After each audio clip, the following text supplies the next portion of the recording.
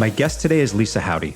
She's the founder of PDG Studios, formerly Paradigm Design Group, an interior design studio based in Houston that works primarily in the hospitality space. We're still in the early days of feeling the long-term impact of the pandemic. Sure, travel has fallen off and many hotels are wrestling with their future. But as we move through the next 12 to 18 months, there will undoubtedly be ownership changes, brand changes, and many properties will embark on varying types of renovations. I wanted to have Lisa on the show to talk about the design and renovation process from a designer's perspective and the involvement that owners and operations managers need to have to successfully bring a project across the finish line. I believe many of us will be in the weeds with construction before we know it, and I hope this episode covers the high-level points of the process so it goes as smoothly as possible in your property. So let's get to it. This is episode 41 of the Proven Principles podcast, Lisa Haude on the past, present, and future of hotel design. Enjoy. Lisa, here we go. Thanks for being on the show. It's great to have you. Thanks, Adam. It's great to be here today. Thanks for having me. Yeah, of course. There's some specific things that I really want to dive in with you on the show here. But before we get too deep or down too many rabbit holes, let's maybe give the listeners a brief background on who you are, how you got started in the industry, what you're up to today. What's your origin story? Okay, great. Well, so I started the company, it'll be 20 years this September, which is kind of scary and crazy all at the same time. But I started the firm in September, almost 20 years ago. And I had a partner then.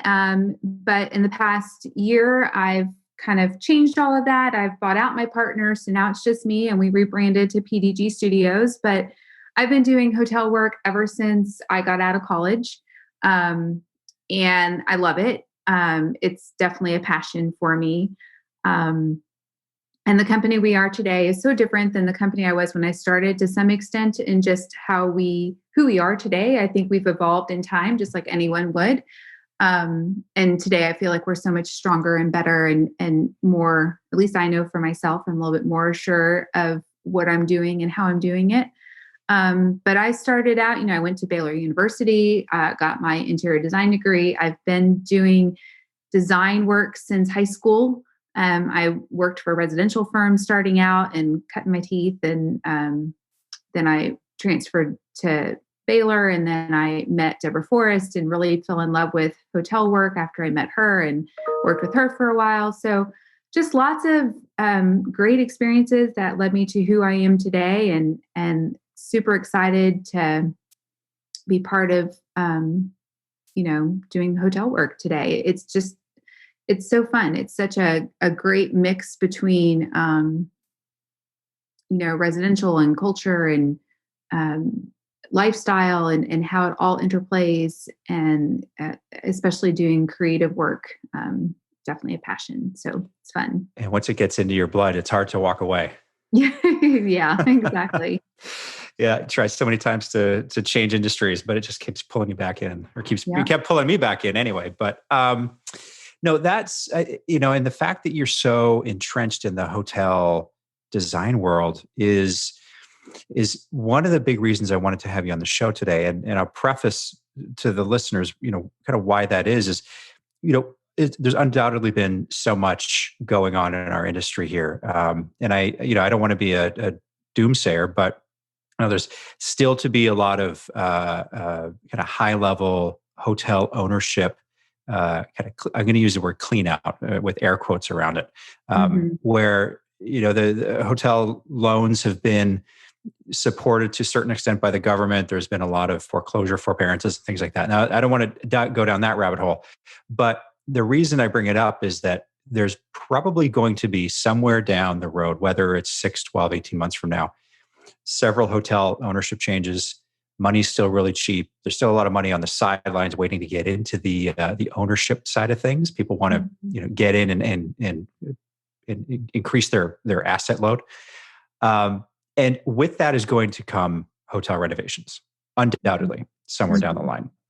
So I wanted to talk with you about the process of designing and renovating a hotel for anybody who's in operations, who's going to live through it, if their hotel is going to stay open through it, which I've done, and it could be a lot of work, or anybody who is potentially looking to buy a hotel and wants to go through the renovation process or renovate their hotel because they have some money set aside to do that. So, kind of casting a wide net around renovations, but I think the topic of how to get started and what that process looks like from your side could be pretty beneficial to people. Mm-hmm. Yeah, absolutely. Well, I think the key thing to remember is it is a process, and the most effective and the most efficient one would be when you actually follow the process. It's kind of like if you start skipping steps along the way, it really makes for a rocky situation. Yeah. And it makes it really difficult to do it. Over the years, I mean, like I said, I've had my company almost 20 years now, and we've certainly had our fair share of owners who've tried to fast track something or skip steps along the way, and it just doesn't ever work out. It just doesn't. In the end, you end up spending more money or spending more time to get to that end result, and it just doesn't work. I mean, you need to make sure that you have the proper planning set aside to do it, and it's, to some extent, kind of methodical. And it's kind of like the best way to do it in an analogy would be like if you're going to build a house, right? You're not going to put the roof on first. You got to start with the foundation. And it's really important that you do that foundation correctly, because if you don't, things aren't going to work, and things are going to crumble and fall. Yeah. So, and I think that principle is so.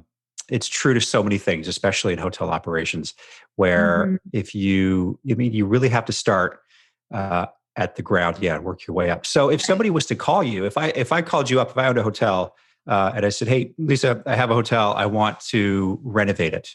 How do you get started?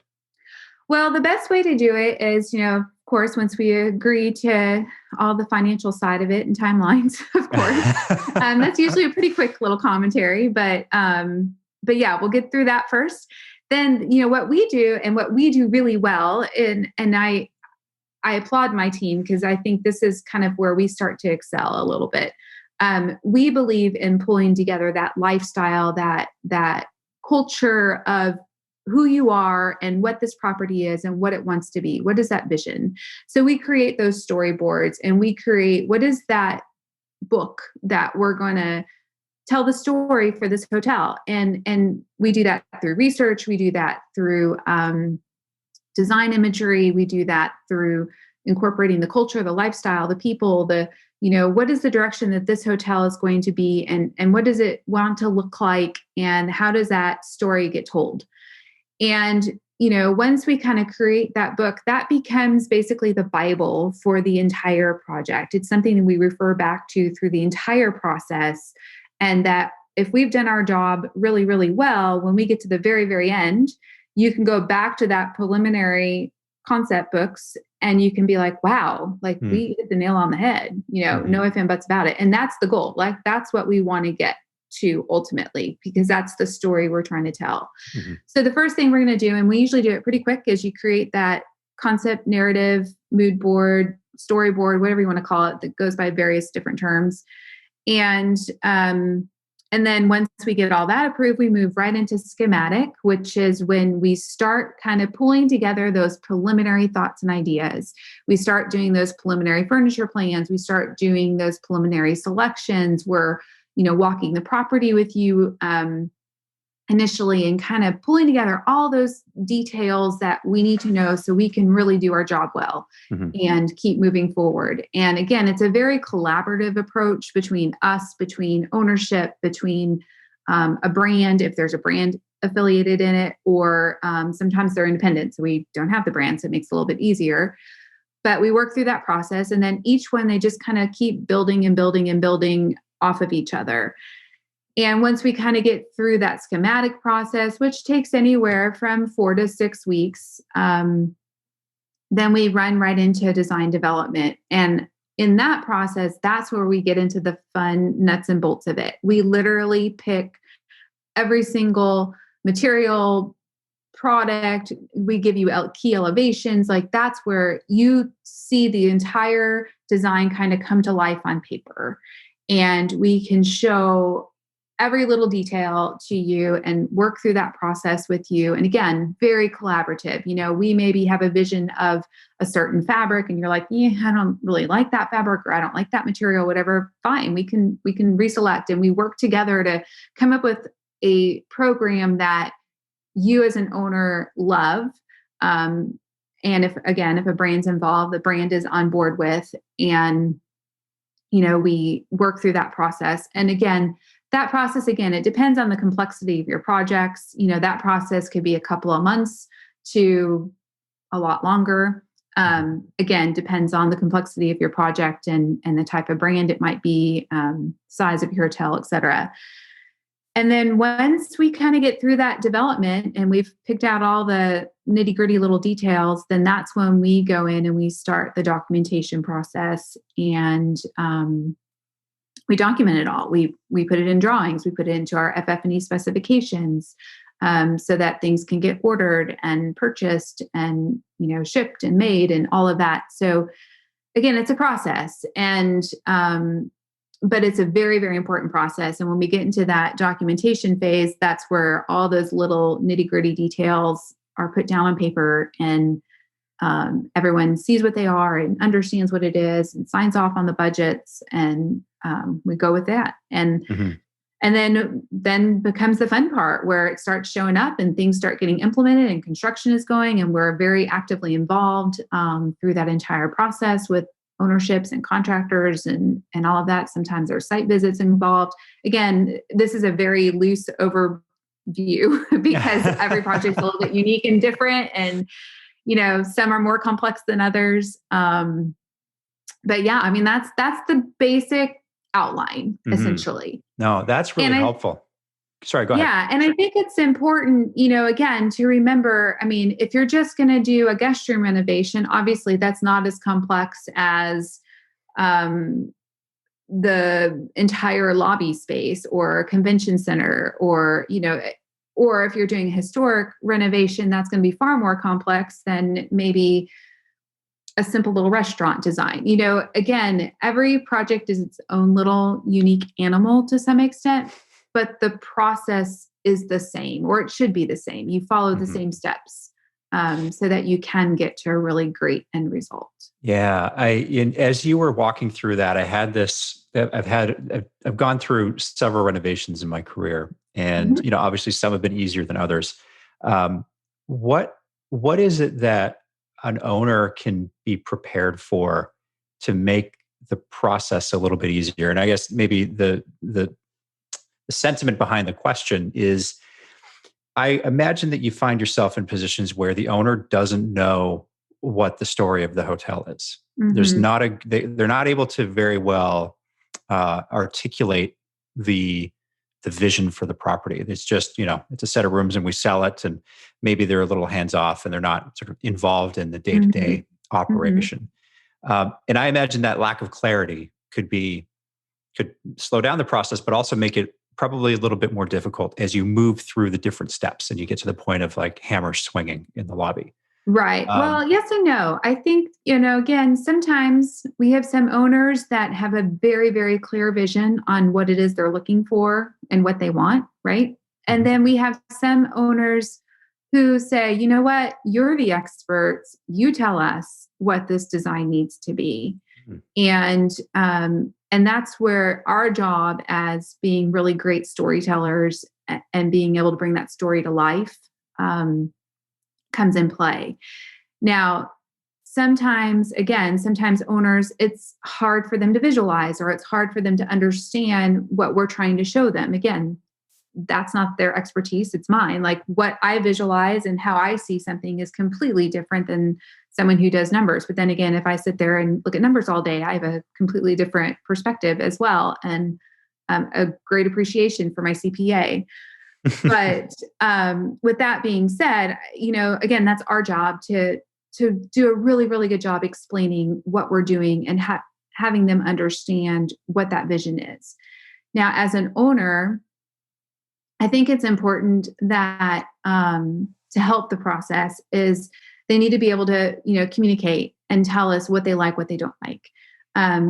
They need to be able to respond in a timely fashion. That's the big problem sometimes too, is that everyone's super busy, and especially owners. I mean, they sometimes have multiple deals going, or they have other things that are high on the priority list. And yes, we're doing our job, but there are times when we really need their input so we can keep moving forward.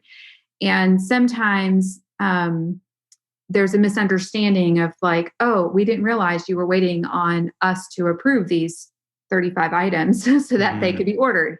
And, weeks could go by. Well, those couple of weeks is weeks that are lost. We can't gain it back.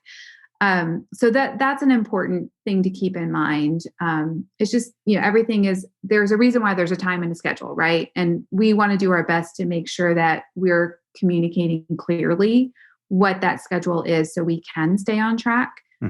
But sometimes that causes problems. And, and then sometimes too, it's things like we have to be, especially in a renovation, we have to be able to manipulate and work around sometimes whatever is in-house. Like obviously heads and beds is an important thing. That's how you as an owner makes money. But sometimes that causes a problem when we're trying to do, when we get to the construction side of things, right? Because we need access to those spaces. So again, it needs to just be really clear communication with the entire team.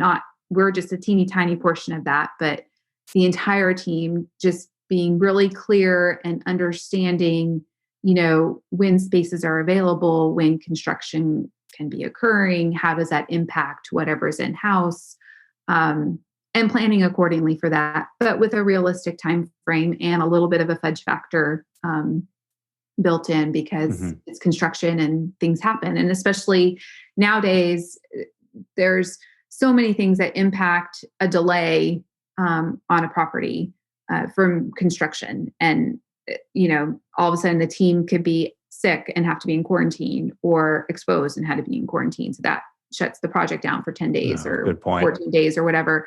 Or product takes longer to get in right now, or product's just not available because the ports are shut down, or they're difficult to get product in. Or so everything's just a little bit more complicated temporarily right now. And just having a lot of patience sometimes, because again, it's out of our hands. Like we can only do so much. So again, communication is just really, really important. And I think it's really helpful if owners understand that and are part of that, solution of making sure that we're all on the same page and working together.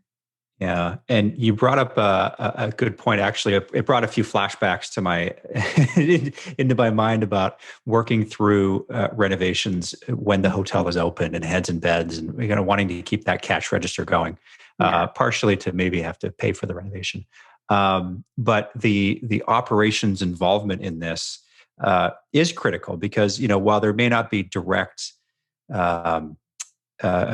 involvement in managing the renovation, they do have to run the hotel around it in a lot of cases. So from your side of things, when you're thinking about, okay, so you're in the hotel now and construction is going, but it's still open, and there's been some contingencies made for how that's going to operate, maybe moving through certain parts of the hotel first, or different wings of rooms first. What's operations' role in all of this? Maybe their responsibility from your perspective to make this process successful. How can they help? They're like little magicians over there. They just, I don't know, somehow they make it work. I think it just all boils down to communication. I mean, us as interior designers, especially when you get into that construction phase, I think, we have to be flexible. We have to be creative. Sometimes we have to think outside that box, because things happen. I mean, it's construction and unexpected things happen. And we just have to be able to work really closely with ownership, with operations, et cetera, to make decisions quickly sometimes on things that have to change. And I think operations too, they they're the ones in the field. They definitely get kudos because they're working with contractor on a daily basis, and they're dealing with guests sometimes who are probably not happy about construction going on or miss the fact that that was written up on TripAdvisor that such and such was closed because of construction or whatever. And I think that, again, it just all boils down to collaboration and communication. And just everybody just all understanding we're one big team and we're all working together.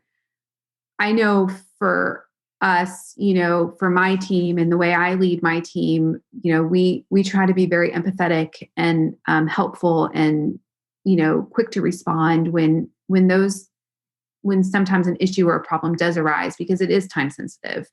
And we want to, try to come up with a really good solution that isn't a negative impact on the overall project for time or cost or whatever. But, I think that it's all about just really working together, and just remembering we're all a great big team and we're all trying to get to that end result together. Yeah. I love that perspective on it. I couldn't agree with you more. I think a lot of times ops maybe isn't brought into the process where they or feel like they're not brought into the process early enough where they can have some influence on things like, one of the areas that I know gets a lot of pushback is like redesigning a bar.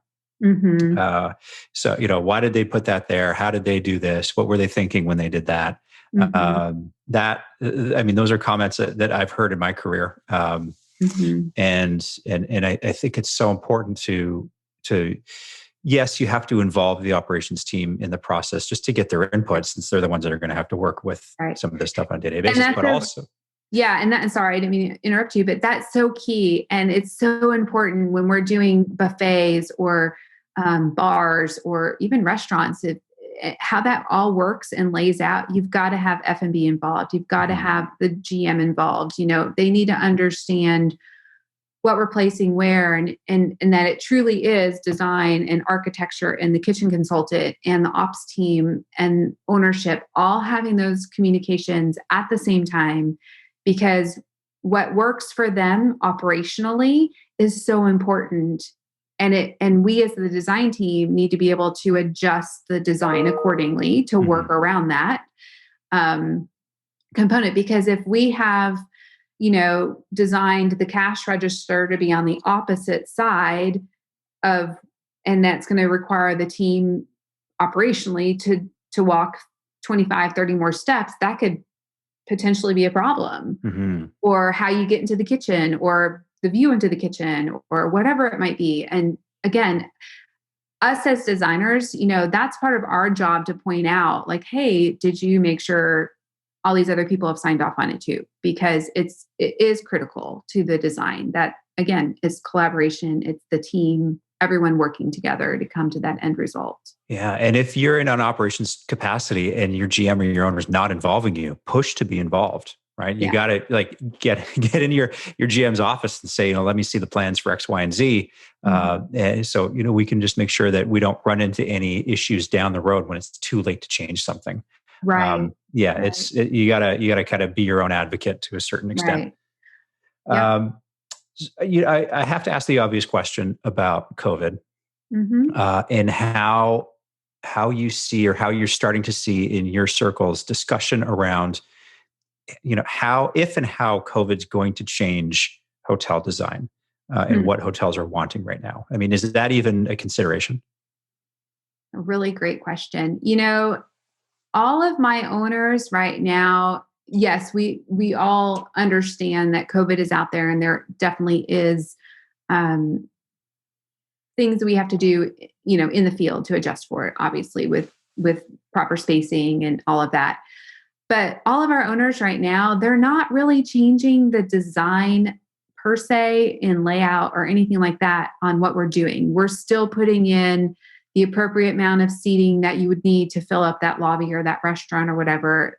And operationally, they're just adjusting in the field with, we're going to do every other table, or we're just going to make sure people, are spaced out when they're sitting, or we'll temporarily store some of this furniture somewhere else, because this is temporary.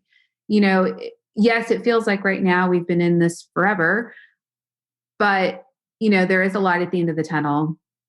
It won't be that much longer before we go back to whatever the new norm is going to be, hopefully a better norm. Mm-hmm. But we're still going to need, we're still at some point in time, we're still going to have, a bunch of people sitting at a bar. We're going to have a bunch of people in the restaurant, et cetera.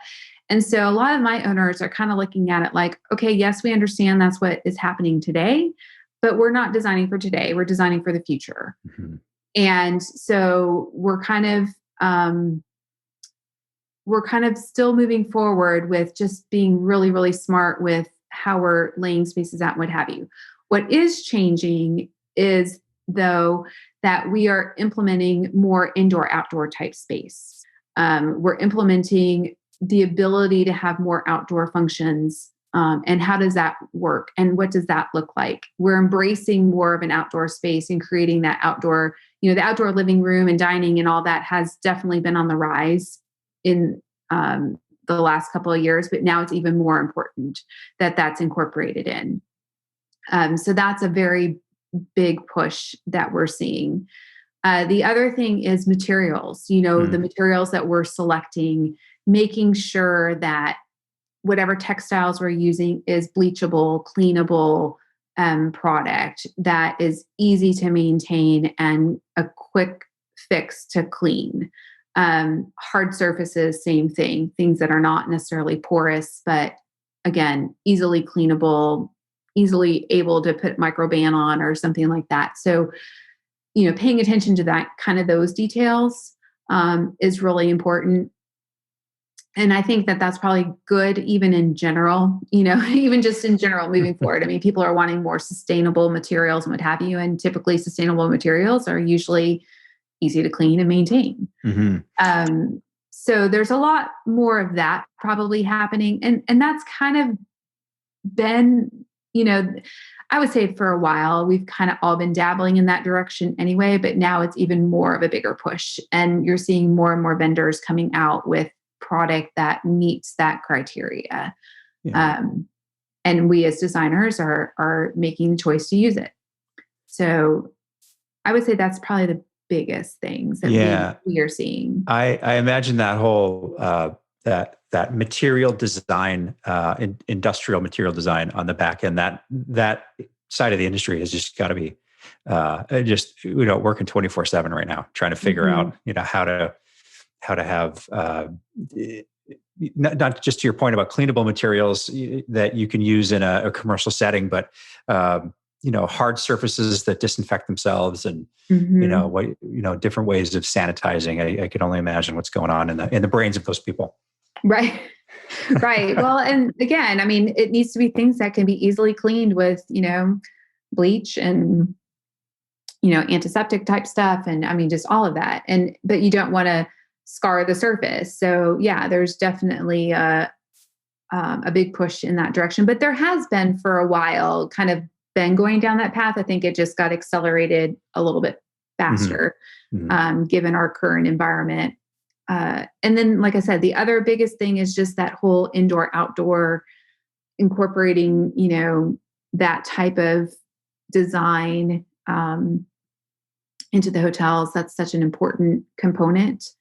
And I think even more so now, because again, if you're outside, it's a little bit safer. You have, you can distance, but still be safe and all of that. So that's a good thing. Yeah. Yeah. No, there's no doubt. The last thing I wanted to ask you about was I keep seeing hotel renovation announcements and even new brand announcements touting lifestyle hotel or boutique hotels that have a strong residential feel.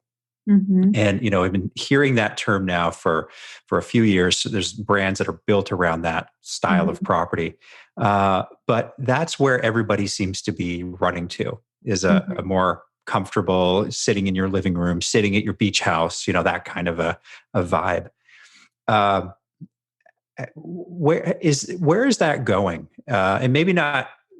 Maybe I'm clumsy in asking the question, but like it seems like everybody's trying to do residential feel, and at some point, this style of property needs to start evolving. I would imagine into something maybe pushing the envelope a little bit. So is Mhm. there anything happening in that space, or have you got any thoughts on what that term means and where it needs to go?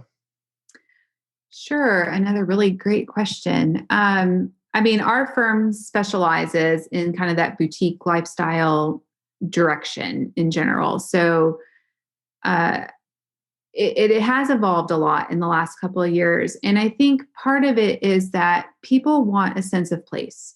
People want to incorporate, again, it's all about incorporating your location, your neighborhood. It used to be that we would design a hotel and it could be anywhere USA or anywhere in the world, really, and they all looked Right. the same. It was just a box, and it didn't. And if you were a travel warrior, it didn't matter what city you were in; they all looked the same. Hmm.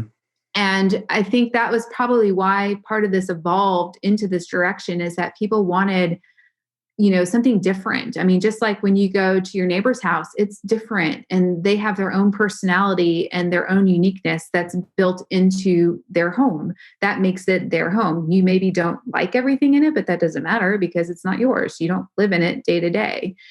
And I think that that's probably what's pushed this lifestyle brand a little bit more, is people are searching for that unique experience.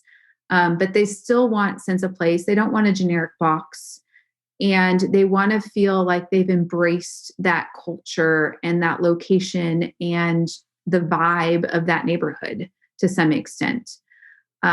So it has evolved into that lifestyle boutique type brand, and I think it's going to continue to evolve because it's going to become even more intentional with what is that design. And I think as designers too, we're being pushed to create these moments or this design that is just, where you walk in and you're like, wow, this is really beautiful. And it becomes inspirational to some extent too, where people are like, ooh, I want to like put that maybe in my house, that little piece of art, or that idea of the way that millwork was done, or whatever it might be.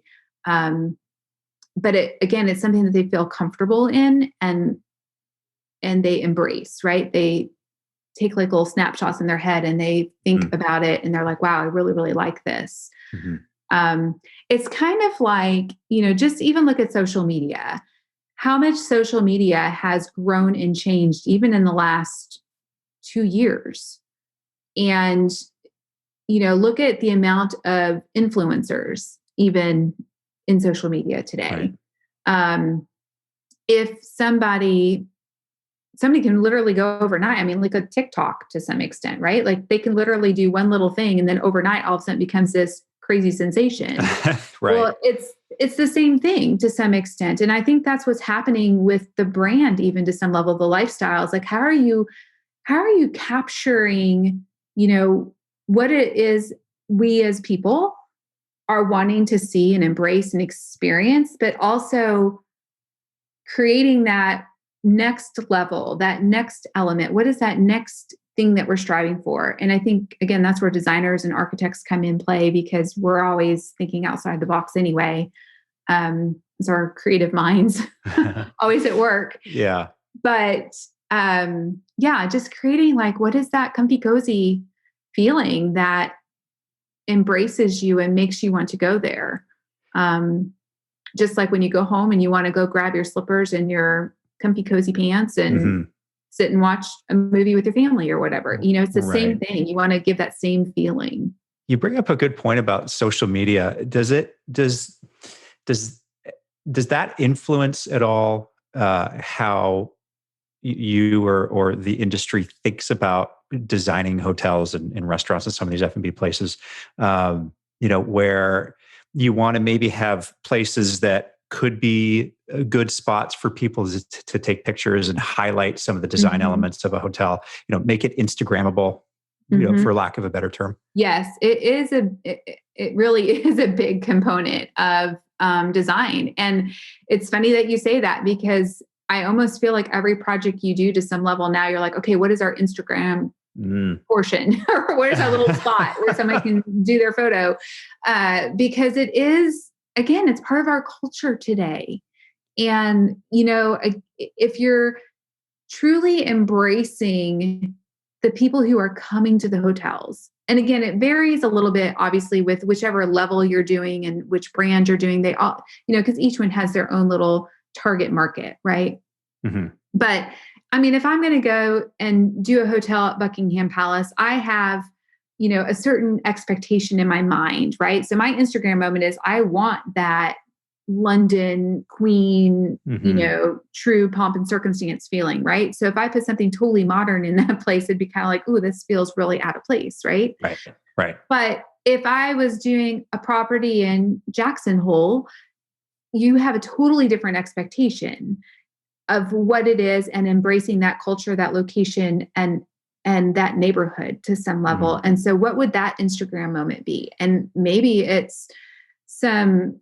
could be as simple as there's some stuffed local animal that's there, but maybe he's done in a really abstract avant-garde way. And that becomes that total Instagram moment. That's like the Mecca that everybody goes to go see because it's so cool and it's so different. It's so unique, but it's such a fun play on that culture and that environment and that neighborhood.